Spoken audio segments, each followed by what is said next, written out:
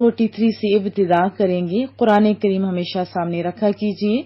اعوذ باللہ من الشیطان الرجیم، بسم اللہ الرحمن الرحیم۔ یا ایہا الذین آمنوا، مومنو، یا اے ایمان والو، یا اے وہ لوگو جو ایمان لائے ہو، لا تقربو، نہ قریب جاؤ، کس کے؟ الصلاۃ، نماز کے۔ کس حالت میں؟ وَأَنْتُمْ، اور تم سکارا، نشے میں ہو، مست ہو، مدہوش ہو، یا تمہیں ہوش نہ ہو، اپنے حواس میں نہ ہو، حتیٰ یہاں تک کہ تعلمو، جان لو، تمہیں پتا ہو، ما، جو تقولون، تم منہ سے کہتے ہو، جو زبان سے آپ بول رہے ہو۔ اے ایمان والو، جب تم نشے کی حالت میں ہو تو جب تک ان الفاظ کو جو منہ سے کہو سمجھنے نہ لگو تو نماز کے پاس نہ جاؤ۔ اور دوسری کنڈیشن کیا بتائی؟ ولا جنوبن، اور نہ ہی جنابت کی حالت میں، الا، مگر عابری، عبور کرنے والے۔ عابرن واحد ہے اور یہ جمع کے لیے استعمال ہوتا ہے۔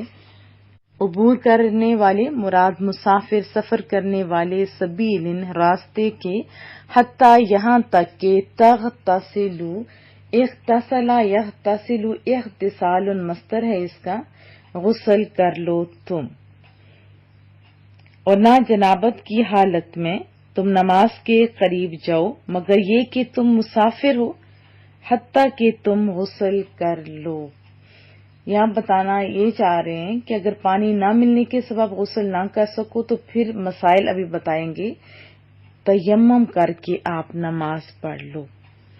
اور اس کی کیا کنڈیشن ہے وہ بھی ہم انشاءاللہ آج پڑھیں گے۔ اور ان اگر تم ہو، مرضى، مریض ہو، بیمار ہو، او یا علی سفرن، یا سفر کی حالت میں ہو، او جاء، یا آئے ہو تم، احدن، کوئی، منکم، من پلس کم، تم میں سے، کوئی، من الغائط، من سے، اور غائط کا معنی ہوتا ہے بیت الخلاء، واش روم، ٹائلٹ وغیرہ، او یا لامستم، یا تم نے مس کیا ہو، یا تم نے مباشرت کی ہو، یا تم نے چھوا ہو، جمع کیا ہو، کن کو؟ النساء، عورتوں سے، فلم، پس نہ، تجدو، ملے تمہیں، پاؤ تم، کیا چیز؟ ماء، پانی، ہاں اگر پانی نہیں ملے تو پھر فتیمموا، تو تیمم کر لو، کس چیز کے ساتھ؟ صعیدا، مٹی کے ساتھ، دھول کے ساتھ، جو سطح زمین کا بلند حصہ ہوتا ہے اس سے، طیبہ، پاک سے۔ کیسے کرنا ہے؟ فامسحوا، پس مسح کرو، بوجوہکم، چہروں کا، منہ کا، کم جمع کی ضمیر ہے حاضر کے لیے، اپنے چہروں کا، اور ایدی، اور اپنے ہاتھوں کا، کم، اپنے، تمہارے۔ اور اگر تم بیمار ہو یا سفر میں ہو، یا تم میں سے کوئی شخص قضائے حاجت کر کے آئے، یا تم نے عورتوں سے مقاربت کی ہو، مباشرت کی ہو، پھر تم پانی نہ پاؤ تو تم پاک مٹی سے تیمم کر لو۔ کیسے کرنا ہے؟ تم اپنے چہروں اور اپنے ہاتھوں پر مسح کرو۔ ان اللہ، بے شک اللہ تعالی، کانا ہے، عفواً، درگزر کرنے والا، غفوراً، بخشنے والا ہے۔ بے شک رب کریم بہت معاف کرنے والا، بہت زیادہ بخشنے والا ہے۔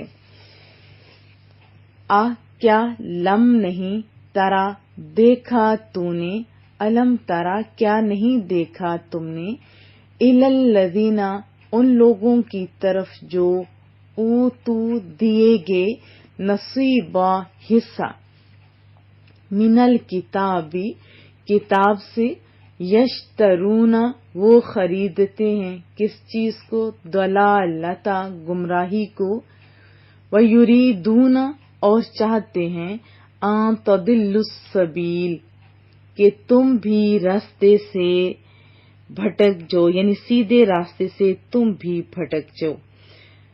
با محاورہ ترجمہ، کیا آپ نے ان لوگوں کو نہیں دیکھا جنہیں آسمانی کتابوں سے حصہ دیا گیا ہو، وہ خود بھی گمراہی خریدتے ہیں اور تم کو بھی راستہ سے گمراہ کرنے کا ارادہ کرتے ہیں۔ واللہ اور اللہ تعالی عالم خوب جانتا ہے، خوب واقف ہے، کس سے، بِأَعْدَائِكُمْ تمہارے دشمنوں سے، خوب واقف ہے، وکفا اور کافی ہے، باللہ اللہ تعالی، ولیًا حمایت کرنے والا، دوست، مددگار، اس کے بہت سارے معنی ہوتے ہیں۔ وکفا اور کافی ہے، باللہ اللہ تعالی، نصیرا مددگار۔ اور اللہ تعالیٰ تمہارے دشمنوں کو خوب جانتا ہے، اور اللہ تمہارا کافی کارساز اور کافی مددگار ہے۔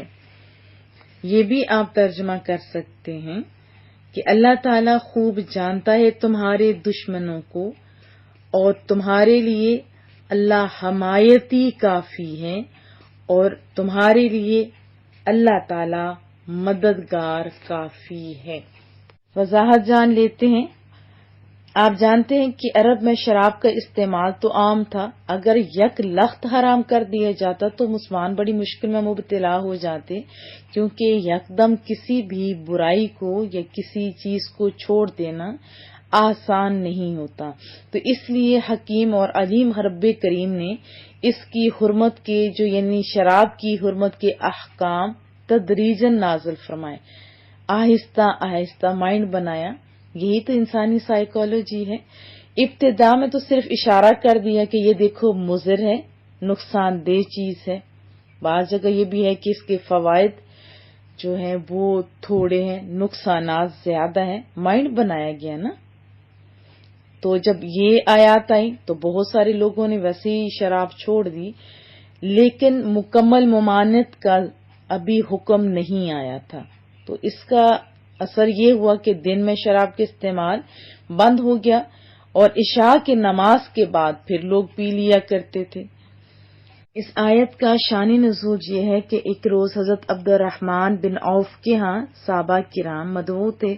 کھانے کے بعد دور شراب چلا، تو جب وہ اس کے نشے سے جھوم رہے تھے تو مغرب کی نماز کا وقت آ گیا، تو امام صاحب نے سورۃ الکافرون پڑھنا شروع کی، اور اس ہی حالت میں یعنی بے ہوشی کی ہی حالت میں لا اعبد ما تعبدون کی جگہ اعبدو کہہ دیا، یعنی اعبد ما تعبدون، اس سے تو معنی بالکل چینج ہو گئے۔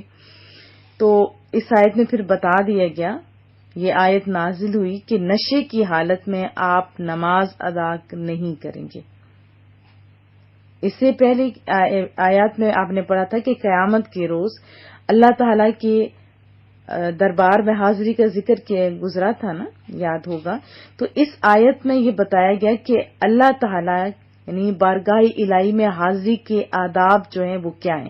یہاں اس آیت میں آداب سکھائے جا رہے ہیں تاکہ قیامت کی حاضری بھی آسان ہو جائے، اور یہ بتایا کہ با ادب اور ہوشیار ہو کر اس احکم الحاکمین کی خدمت میں حاضر ہو، مدہوشی کی حالت میں نہیں، یعنی مدہوشی کی حالت میں حاضری آداب شاہانہ کے خلاف ہے۔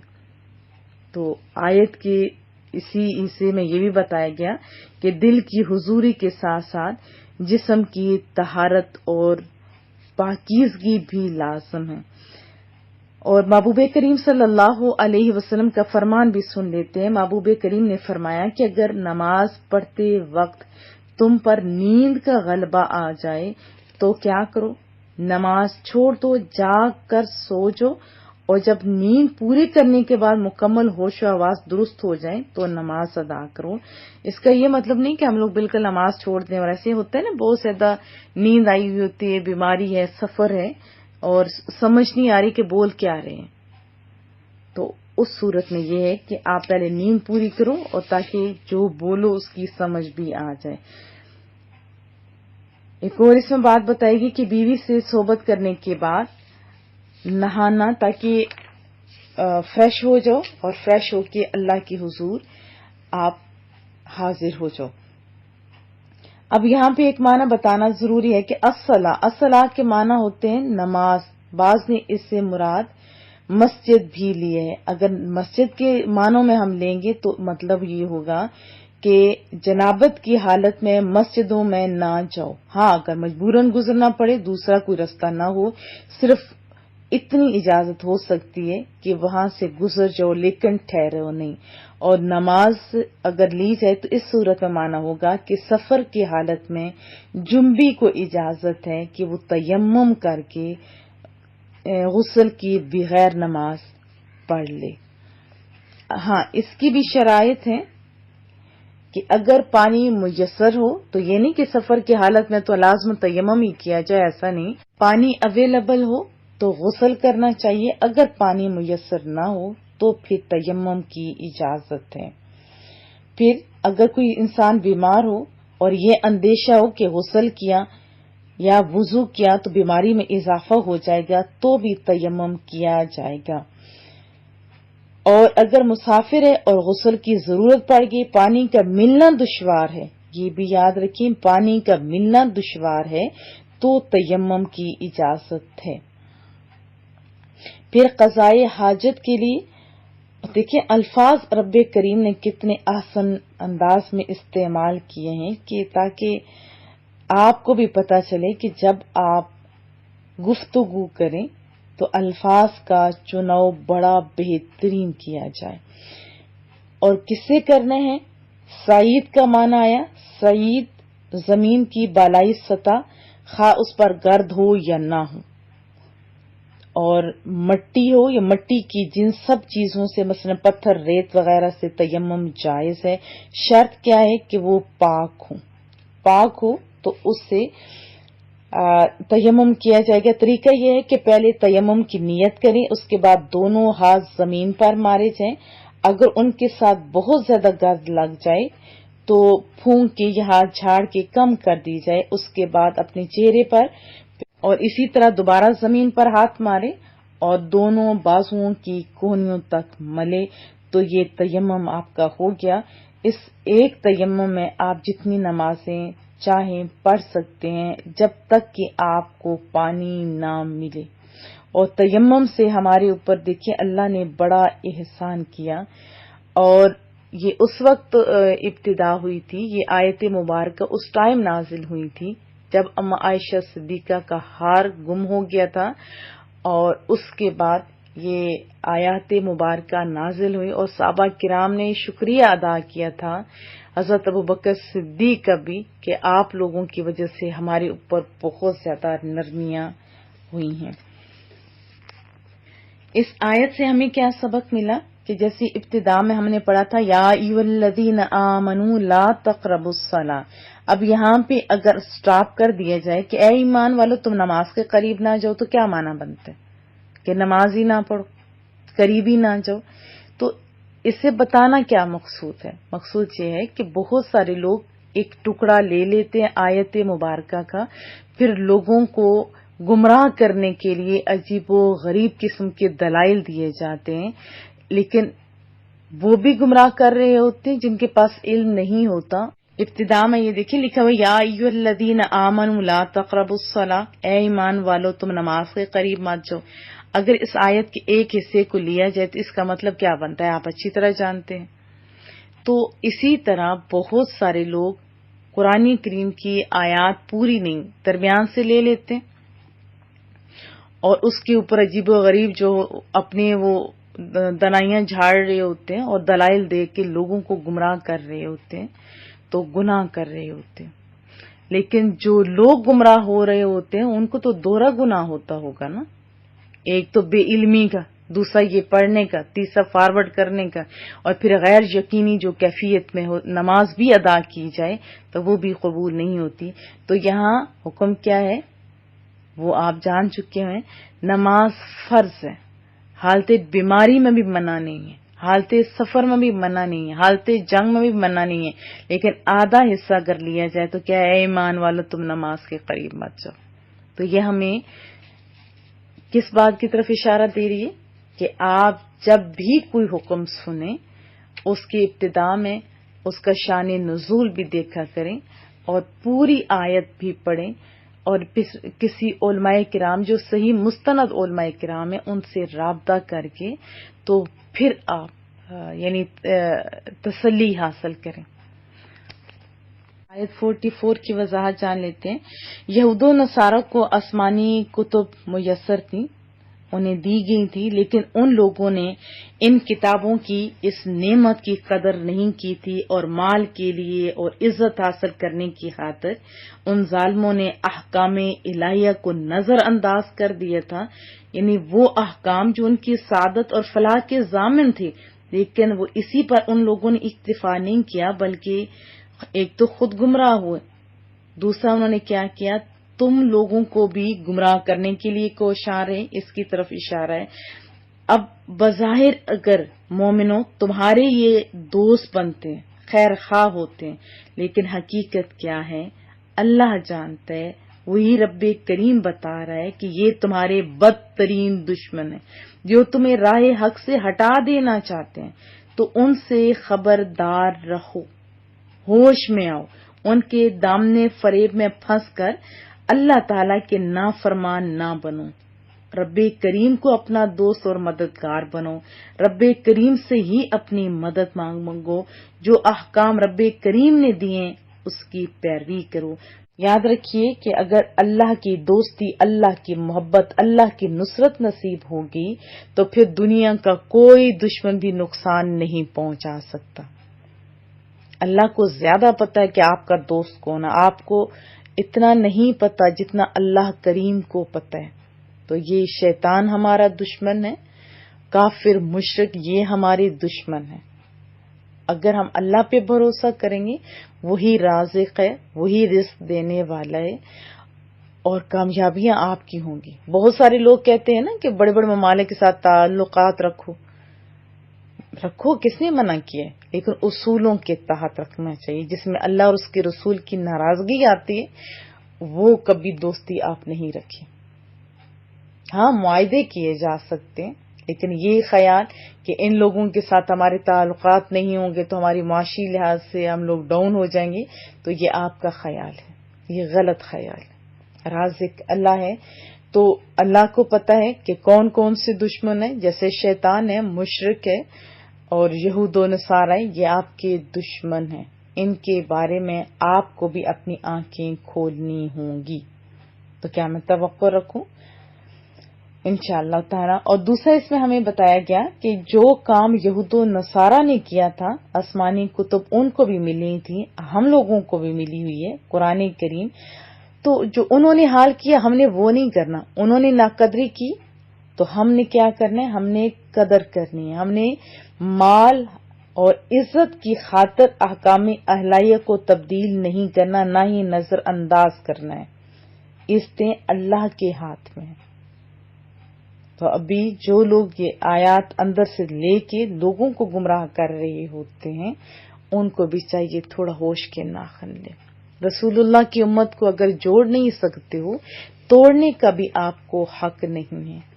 آج ہم لوگ متحد ہوتے تو اتنے ممالک کے اوپر مسلمانوں کی حکومت ہے، مسلمانوں کا ایک روب ہوتا، ایک شان ہوتی. چند ایک مسلمان تھے جن کا اتنا روب تھا کہ دشمن کانپتا تھا، اور آج مومنین کانپ رہے ہیں. تو یہ لمحہ فکریہ ہے. علماء کرام کو بھی چاہیے کہ وہ اپنی ڈیوٹیاں احسن طریقے سے انجام دیں. تو خواہ مخواہ کی زور لگا کے اپنے مسلمانوں کو خراب کرنے کی کوشش نہ کریں. اور آپ سب سے بھی یہ گزارش ہے کہ آپ بھی صحیح علم حاصل کریں. اگر آپ پراپرلی جو آپ کو آڈیوز جاتی ہیں آپ سنتے رہیں گے، لوگوں کو فارورڈ کرتے رہیں گے، تو انشاءاللہ تعالی ہم دنیا میں بھی سرخرو ہوں گے اور قیامت والے دن بھی۔ السلام علیکم ورحمۃ اللہ وبرکاتہ۔